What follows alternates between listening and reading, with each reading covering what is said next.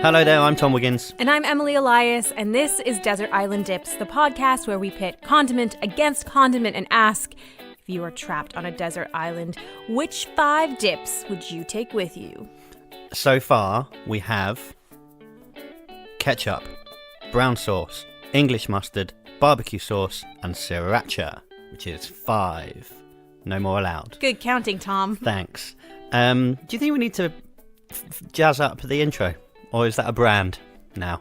I don't know. Is that our Are you tired? kind of like catchphrase? 13 episodes in, you're like, I'm tired of it. I don't know. I can't decide. Anyway, this week, episode 13. Boom. Unlucky for some, but not for us, and not us. for you, listener. We are talking about Tabasco sauce. Now, it's named after a state in Mexico, but this is very, very American. Are you ready? To be fair, you've already dropped one fact bomb on me. I didn't know that it was from Mexico. What it's named after? Yeah. Well, named after a state in Mexico. you are going to be so jazzed because there are little facts dropped in here, there, and everywhere in this podcast. In fact, my God. In a minute, you're going to get 3 in a row. Bang, bang, bang, one after the other.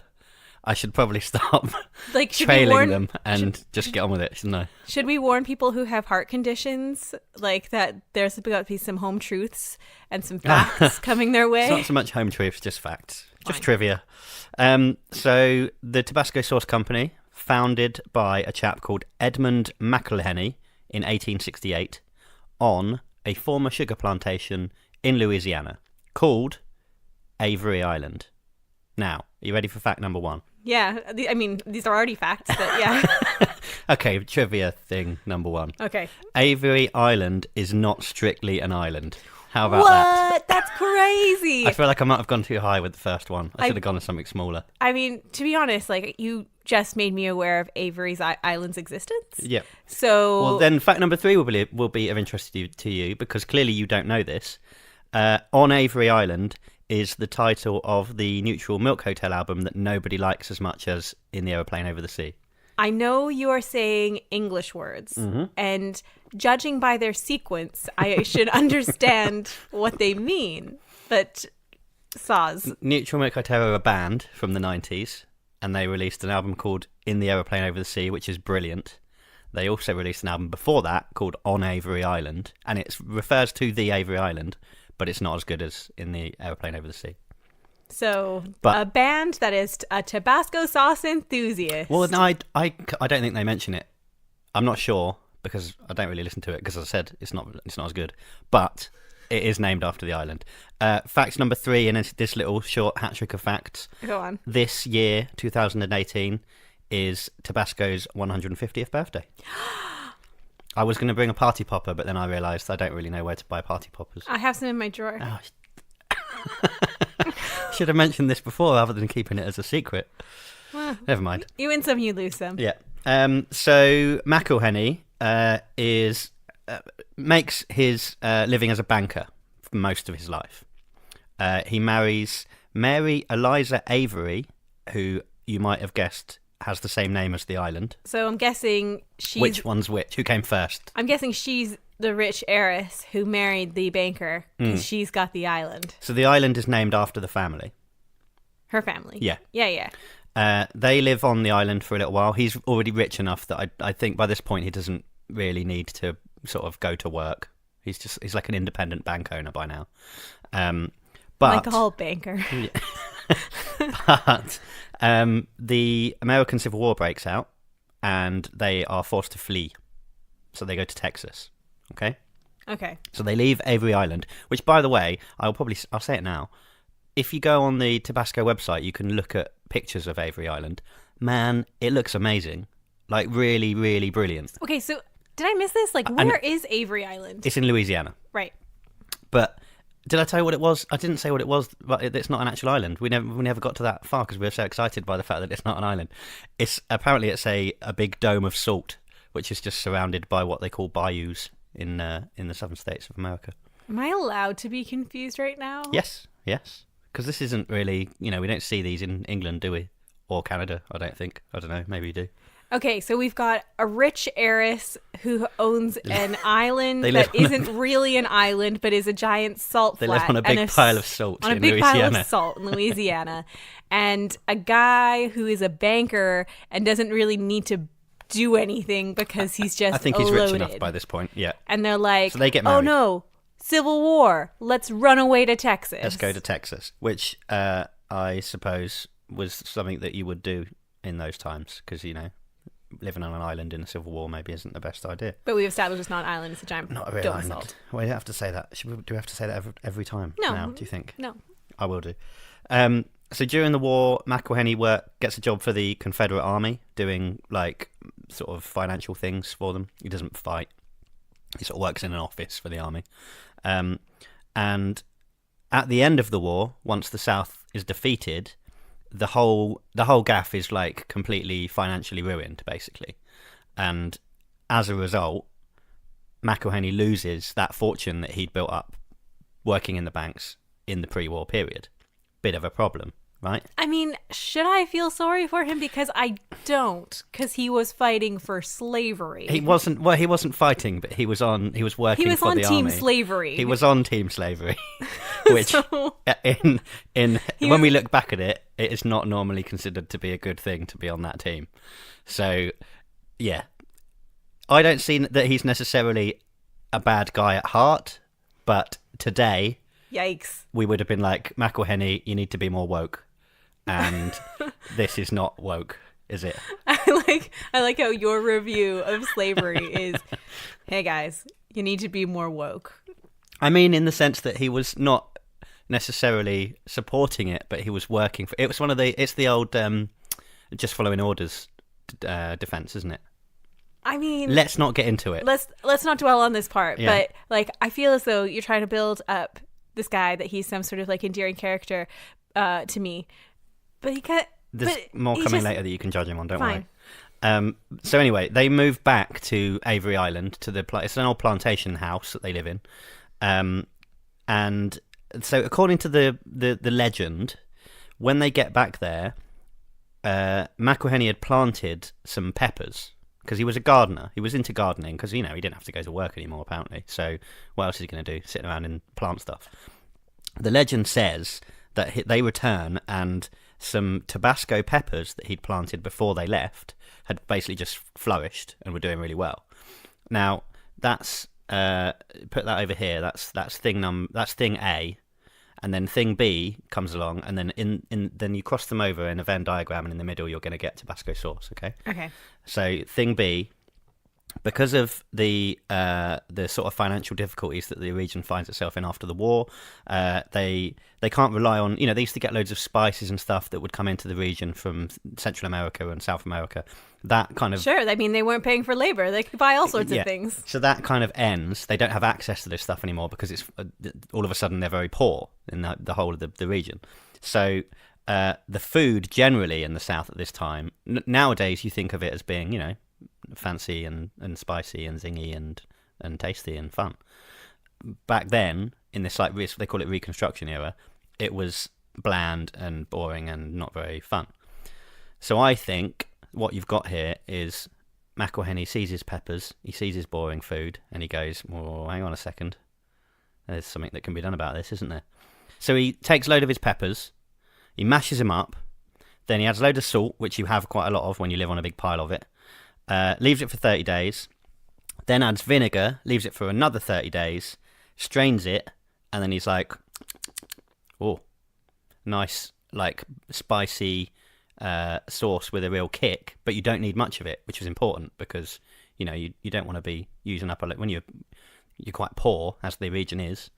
You want to be able to. You want something that goes a long way. Yeah, basically. You want to stretch the flavor. So that and today those are the only 3 ingredients that go into Tabasco sauce as well. Wait, really? What? Yeah, vinegar, salt, and the peppers. That's it. That's it. That's incredible. It's amazing, isn't it? Nowadays, that mash that they make out of the peppers, it's not just 30 days. They leave it for... some places say 5 years. I've read other places say 3 years. But they basically put it in big oak barrels like you would do with whiskey or... vinegar. No, vinegar. That was in different barrels and stuff, wasn't it? Yeah. Anyway, similar process. put it in your barrel, leave it there for ages.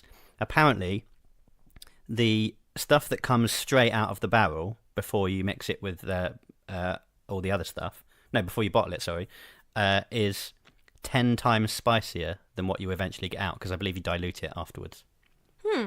10 times spicier. And Tabasco, in my childhood, always had like a reputation for being like the most king potent thing that you could ever eat. Like, you're gonna die if you eat Tabasco sauce. Yeah. Which, when you get older, you realise is absolutely not true. Like, it's spicy, but it's not like insanely spicy, is it? No, but like for kid taste buds, I was always I was always afraid of Tabasco sauce, and my dad would like eat it on everything, and it was always like this terrifying, like scary thing. Like, that's my dad's sauce. It's gonna kill me if I touch it. Dad sauce, yeah. So the idea being that you only needed a couple of drops of it to spice up your dinner. So it's got, the bottles have got those little sprinkler type attachments. Yeah. That's because rather than pouring it on in a consistent stream, you just want to sprinkle a few little drops on every time you use it, and that it's always had that. That's been the case ever since. So it's popular. Do you remember when we did the sriracha episode? We were talking about how that's popular in space because it does something weird to your taste buds. Yeah, Tabasco's the same. They like it in space too because it's so potent. Fun little fact about the peppers. They must match the colour that they have. They have a little red stick called Le Petit Bâton Rouge. And they... That sounds cute. Essentially... It sounds like you could write like a fun children's book about him. And he's got eyes and arms and stuff. Yeah, and he would teach children how to love. The peppers must exactly match the colour of Le Petit Bâton Rouge before you can pick them and use them to make the pepper mash. Extra bonus little fact on there, you can buy your own in the Tabasco gift shop at the Avery Island Tabasco Museum. Wow. Mm-hmm. Field trip. It could be our first ever Desert Island Dips live from Avery Island. Oh, mate, that would be amazing, wouldn't it? Wait till we get onto it, because it does sound brilliant. The bottles he used when they sent out the first batch were old cologne bottles that he got off like his mates and stuff, which you'd have to wash out pretty thoroughly. Although how many friends does he have that he can get fill all these cologne bottles? Yeah. That's insane. But that's sort of, because they're quite small, aren't they? Yeah. Tabasco bottles. And he continued to use those, but he bought new ones rather than just asking them. But he bought cologne bottles to put it in, apparently. And there's his signature is recreated on the bottles to this day, Mr. McElhenney. Here we are, 658 bottles he sent out a year later for $1 each around the New Orleans area. And it took off. So who was eating the sauce at first? Was it like really rich people that could afford it, or was it like for the everyman? No, it was for the everyman. If you're putting it in cologne bottles, like, you gotta have some sweet money to be able to afford something like that. This seems kind of like it's a high end. I think it was, how much was it? No, they were $1 each. So yeah, but like an old timey money. Old timey money. So it was probably not for your plebs entirely, but it wasn't. It's not like lobster. Anyway. There's a but. There's a what? What? Is this story all that it seems? I don't know. Well, so this is what now that you've raised this, I'm skeptical. This is all in 1868, right? In the 1850s, sorry, there isn't a specific date, a chap called Maunsell White, he's a colonel, also from Louisiana, created a sauce made from mashed up Tabasco peppers. However, it wasn't sold until 1864 after he died. The Tabasco company now, the Macaroni company, whatever the family company that owns Tabasco, they strenuously deny that there's any connection between the two. But there does seem a little bit of a crossover there that's a little bit too convenient for me. So is the suggestion that McElhenney... He got the recipe. No, he probably just got the idea from him, and then was like, "Oh, I've got some peppers in my garden. I can make some of that." There's this thing that they didn't. That Maunsell White never really. He made another sauce that was like a wine sauce or something like that. I can't remember what it was. Anyway, that one he did sell properly. This one, it was a sort of like they never really pushed it, never really made a big deal out of it, and it seems that maybe Tabasco kind of they stole a march on him and managed to get ahead of him with his own creation, even if he was perhaps inspired. Let's say inspired, because that's a kind way of doing it, isn't it? By this other source, but they do completely deny that there's any connection between the two. Could you imagine the lawsuit on that one? Like if there was... What, now? Now, if there was a lawsuit now about it. If this went to like old-timey dispute court. The thing that makes me think... So they patented the recipe for Tabasco in 1870, so only 2 years after they first made it. But a few years after the Monster White one had started to be sold in small numbers. The thing that makes me think that McElhenney kind of knows that it wasn't necessarily all his doing is that he never really considered that the invention of Tabasco as really a big deal. Oh. He was sort of like, whatever. I just did this thing. It's not a big deal. And it seems, I don't know, either he's very modest or he kind of knows that it wasn't all his thinking. He died in 1890. His sons took over, and that's when it sort of spread to the rest of America. This is interesting. In 1906, which I think is only about a year or two after the trademark, I think it was called the Trademark Act, but anyway, since you could apply for trademarks for products, basically, they applied for a trademark for Tabasco. Now, normally, this would get turned away because it's the name of a place, and you can't trademark a place name. But supposedly, his sons that were now running the company were friends with the president, Theodore Roosevelt, so that he was like, yeah, we can do that. Don't worry about it. This is according to the guy called Jeffrey Rothfader. Let's call him that. He wrote a book called McElhenney's Gold about the Tabasco Empire, and that's a suggestion in that book that they kind of bent the rules in favour of them because they were buddies. Which is, how things happen all the time, right? Exactly. Would it? Yeah. I mean, you can see that there's not always this perfect relationship with Tabasco and its few critics. They're very litigious as a company, supported by the fact that I think it was just this month or last month, they sent a cease and desist letter to a band from Aberdeen who had released a charity single called Tabasco. Which is not the best thing you can do. It's not like, it doesn't give you a great public persona, does it? Attempting to sue or threatening to sue charity singles. If I got that letter through the door being like, hey, Tabasco sauce is going to sue you for your charity single, I definitely would think it was a joke. Like, I just don't know if I would take that seriously. And then I would probably ignore it for a while, get like a couple more like letters through the door. And then, like, maybe by the 10th letter, I would take it to a lawyer to get it checked out. So they kind of went public with the fact that, because the reason they wrote and named this song Tabasco is because they bloody love Tabasco, right? Now, so what they were quite charity is this? Is it improper to say a burn unit? No, I don't think so. It's not for one. You can see where. Yeah, I can see where you're going. It's for a fund for in memory of a young boy who died of a brain tumor. I am officially a jerk. So take back your jokes. Stop making jokes about charities. Yes. My new resolution for 2018. So when they made it clear that they'd received this letter, Tabasco had a change of heart, and they were like, "No, don't worry about it. Go ahead." And now you'd have to assume that it's going to have got way more publicity than it would have done if that hadn't happened. So in a roundabout way, they very much helped Super Sam's Fund, which is what it's called. Do you think it's like a Beyonce Jay-Z thing where, like, they had this master plan of like having an affair and then releasing 2 albums at the same time and then going on tour at the same? Which part of this are you saying was planned in advance? The whole, like, the legal challenge from Tabasco, like, so that they would get more attention.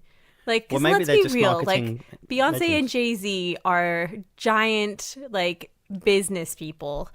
They are not... This is not an accident that they both released albums at the same time and have tons of attention because they are, like, dueling albums about their affair. Alleged. You know those two have nothing to do with this, right? Absolutely. And Tabasco was not involved in the release of either of those albums or the alleged affair, whether it happened or not. I'm just It didn't happen, wondering. did it? I'm just calling conspiracy No, on the band I as to don't whether think there so. might have been like, hey, who's a litigious figure we can think of that will give us a lot of publicity for this charity single. I'm not saying it's a bad thing. I'm saying it's like. Do you think Tabasco have a reputation for that outside of the condiment expert world that we inhabit? This is what I'm asking. I don't think they do. So Dismissed by Tom Wiggins. little bit more about the let's do a bit more about popularity these days. It is massive. They do grow the peppers on Avery Island still, but they don't use those ones to actually make the sauce. Are they like decorative peppers? No, they take the seeds from those peppers and they send them out around the world to the growers, and they use those seeds. So they've got OG seeds to grow those peppers on the farms everywhere else. So they're make sure they're genuine, basically, and proper Tabasco peppers that they want to be used. But they do still make it on the site, on the island, 700,000 bottles a day. That's an insane amount. What I quite like is that every day a different country's stock of Tabasco is made, and apparently it says on the wall, there's a little sign that says, today's Tabasco is being made for Moldova. I don't know if they like it in Moldova, but let's say they do. They probably don't need 700,000 bottles. So you can see when you go there, because you can do a tour of the factory, if you go there you can see which country's Tabasco sauce stock is being made on that particular day. How popular is this museum? I don't run it. Because you're kind of selling me on it. Like I really want to go. It's good. I've got more facts about popularity. It's available in more. Tabasco is available in more countries than McDonald's. How about that? Wow. 185. There's only 10 countries in the world that you can't get Tabasco. Apparently, 185 out of 195. What are the 10 countries you can't get Tabasco No, in? I don't bloody know. Tom, what kind of research is this? These numbers are impressive enough. I bet North Korea you can't get Tabasco Probably. in. McDonald's is only available in 119 countries, so it is way behind. And they have labels printed in 22 different languages. So where do you think is the best use for Tabasco in food? Well, I mean, I don't really have it that often. Like, would you put it on some eggs? Yeah. Would you put it in some baked beans? Oh, yeah, I'd put it in anything that I felt like needed a bit of a... Would you put it in your taco? Yep. Obviously, it's in... Club sandwich? Yeah, why not? It's in Bloody Mary's, isn't it? I think so, yeah. Yeah. I've got more fun I'm sorry. information. I'm so by the sorry. way. I didn't mean to derail you. Way more information. I didn't mean fun. to derail you from your facts. Way more fun than this. But I best not ask any follow-up questions. Well, you can ask them as long as I got the answer. Fine. Tabasco is used, and this is... you're asking for uses in food, and this isn't one for food, but it is a fun use of Tabasco. If you're a fire doctor... alarm. No, if you're a doctor with... I think that would be one that we could use it for, though. If you're a doctor and you're training to deal with patients that have, contagious diseases that are transmitted through touch, there's in Texas particularly they were training for a potential Ebola outbreak, so they would put Tabasco on bandages, then they would dress dummy patients with the bandages and practice taking them off, and afterwards they would have to lick their fingers, and if they could taste a little Tabasco-y tingle, they knew they'd been infected. Which is good, isn't it? That's very good. That's quite clever. I don't know how... I feel like you could do that for most sauces, though. Well, I don't think so. Because it's so potent, isn't it? You put some mustard on your fingers. Well, yeah, we're not supposed to put it on your fingers. You're supposed to put it on the bandages. Yeah, but if you accidentally had cross-contamination, you definitely taste the mustard. I don't know. You need more mustard than you do wasabi, possibly. Wasabi would be a good... But you'd have to get the real stuff, and as we know, that's expensive. Way too expensive. So the on Avery Island at the factory, I mean, this does kind of go back to the old Condiment Good Guys stuff we were talking about. So even though he did have that time working for the Confederate Army, on the island, as I said, looks amazing. They built accommodation for the employees on there, so you can you can live there and work there, and it did look like the kind of place that, you know, I'd be quite happy to live. There's this 170-acre jungle garden, which he created as a sanctuary for migratory birds, which is good, right? I mean, yeah, I feel like I'm tainted with the lens of, like, he's rich. Like, of course he has a sanctuary for wild birds. Come on, everyone we've talked about has been rich, clearly. Yeah, but, like, you know, there's something about, like, the vinegar guys that seem like they're factory rich. Like, not like... Vinegar communists. Or, like... I have a bad taste in my mouth. He can't be all bad because he's put up signs around on the island warning people of bears. So, I mean, if he was that bad... If he was that bad, he wouldn't have put signs up, would he? He would have just let them get eaten by the bears. Sorry, we are jumping over something here. There are bears on the weird salt island? Apparently there are bears on the weird salt island. Yeah, I don't know if he put them there or if they live there naturally. Are there actually bears, or is he freaking people out saying that there are bears? Well, do bears live in Louisiana? I don't know. I think they probably do. So, yes. But he's at least good enough to put signs up warning of them. And if they do eat you, they probably have a little tiny bottle of Tabasco to eat you with, don't they? So, you know, at least they're getting the most out of it. Bit of bad news about Avery Island. Under threat from rising sea levels, as a lot of Louisiana and the coastline around New Orleans is. Climate change ruined everything. During Hurricane Katrina and Rita, they had a lot of flooding and had to deal with that. I feel like I've seen over the years more and more varieties of it appear on my shelf. There's a Chipotle one, which is quite nice. So it took them a long time before they introduced even a slightly different one, which was 1993, and they made a jalapeno one. I think I saw that in Sainsbury's today. It's really nice. Then they did a garlic one and a habanero one 2 years later, 1995. And today there are 8 different sort of regular Tabasco sauces. Your main original, and then 7 others, including a sriracha, and they've done sort of limited editions throughout the years that, you know, don't get sold all the time. But this is probably my favourite thing, and this happened only this year because of the 150th birthday. The New Orleans Opera. Hang on, let me say that again properly, like an American. Yeah, go on. New Orleans. Sure. Opera. I think I've done that correctly.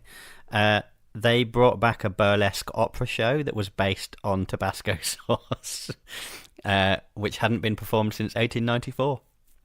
And I want to know, which condiment would you like to see introduced to the stage? In a musical format? Musical, opera, burlesque show, a theatrical performance of the history of a condiment from the ones we've done so far. From one that we've done so far, I think I would like to see mustard. Okay. Yeah. I'm thinking. Vinegar crops up a lot, doesn't it? Because it had such a great story. So. Yeah, vinegar. At least those particular guys, you know. I mean, you have the whole musical number with the FA Cup final. Yeah, Vinegar the musical. One. There's so many threads to that story. I think that's a really hard one, but can I tell you something really weird? So, like, spoiler alert, upcoming episode. When I was researching it also had a musical. Whoa!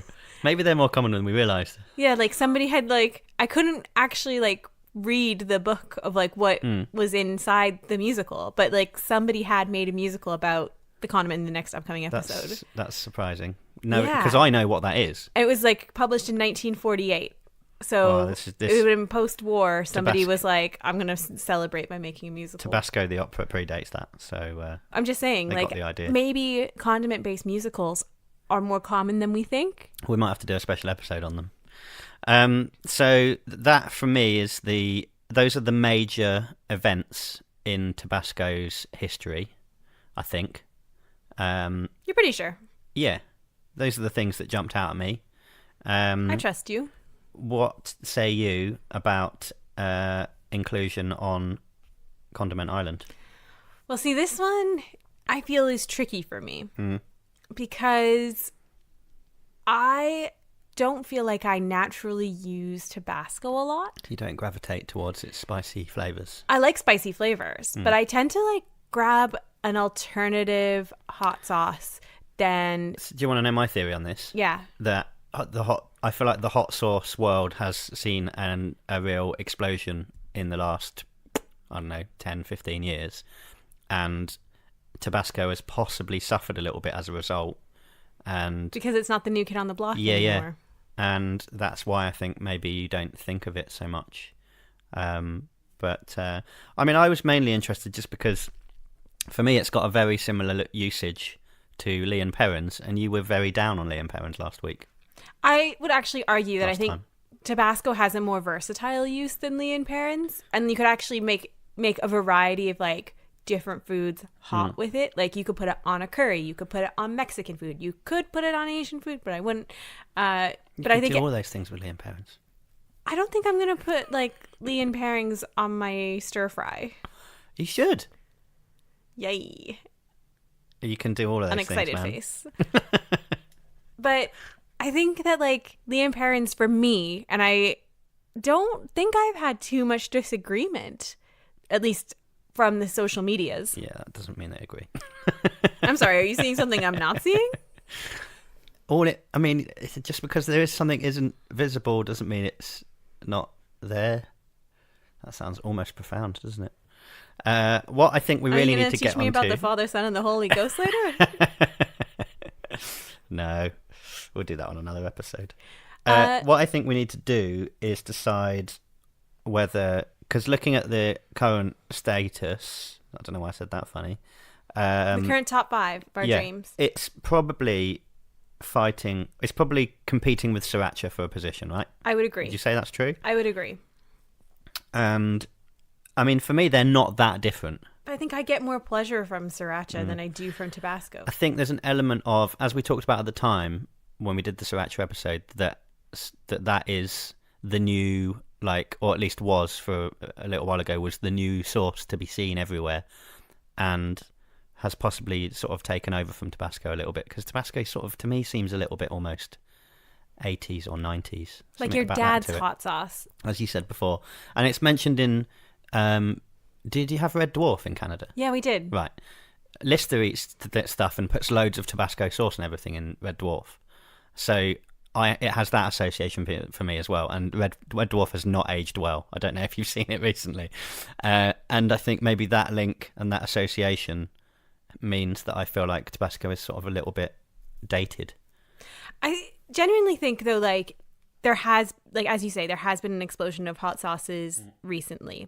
And when you look back at the, the changing diet of, let's just say the UK, because we're on this island, you see that, like garlic being introduced in the 70s was, like, revolutionary.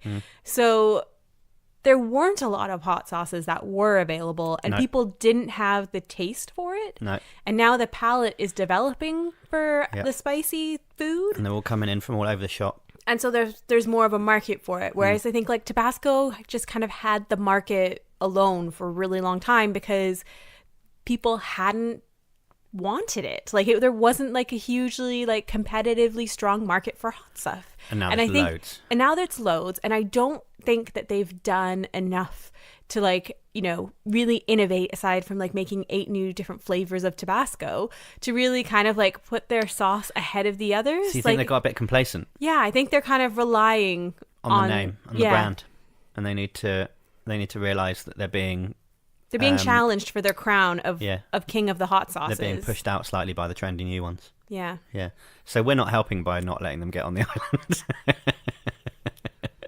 I feel like gauntlets have been thrown down. No, that's what they need. They need us to put them on the island and they can do a big announcement going, hey everyone, we've just made it onto the Desert Island Dips Condiment Island, and therefore what the hell are you doing not eating? And there would be a massive explosion in Tabasco consumption. They would have to give us loads of money, and I'm not saying that we can be bought at all, but I would accept that money.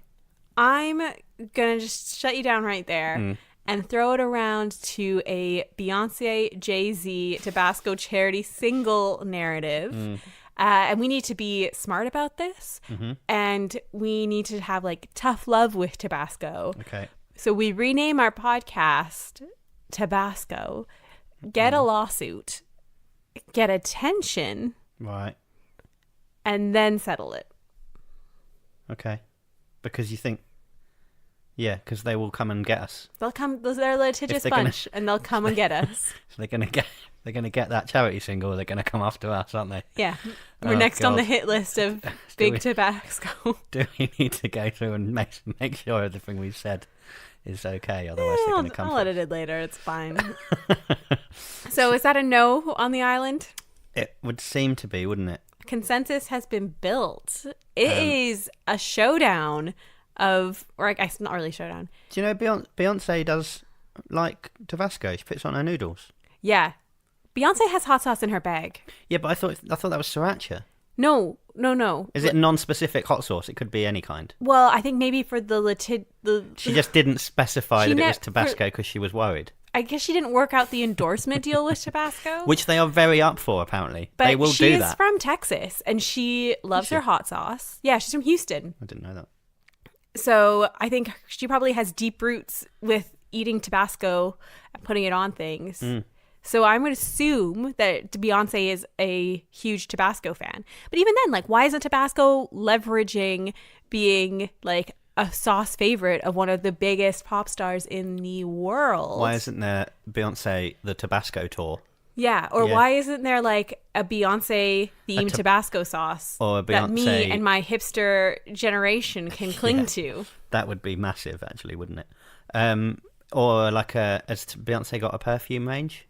There could be like a Tabasco one. Yeah, I'm sure they do. I don't know.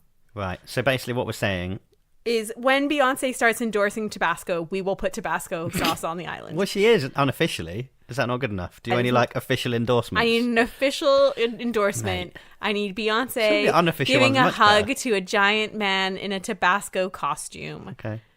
And until then, Sriracha. You're not on the island. Sriracha's winning out in the hot sauce world. Blimey, wars. I didn't know that was how you got on there.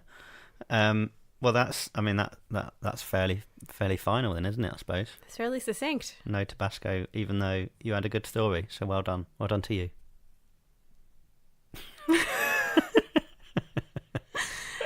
Is that the end? Yeah, I think so. I mean, if you have any comments on Tabasco sauce, you can reach us on Twitter at Desert Island Dip Single Dip, or on Facebook, Desert Island Dips Multiple Dips. This is the second podcast we've ended with a sort of call out to Beyonce to speak to us, isn't it? I think we're accidentally stumbling into a theme. That, or I'm secretly obsessed. Well, yeah, maybe that. Maybe. Okay. So that's for you then, Beyonce. You know what to do if you hear this. Thanks. The email is desertislanddips@gmail.com. Beyonce, do you think get on it. Do you think it would be email that she'd go for? Beyonce you don't think she'd tweet changes us? her email every day. That must be a bloody nightmare. Well, is it just the new number on the end? No, I think I was reading an article about it. Beyonce 341.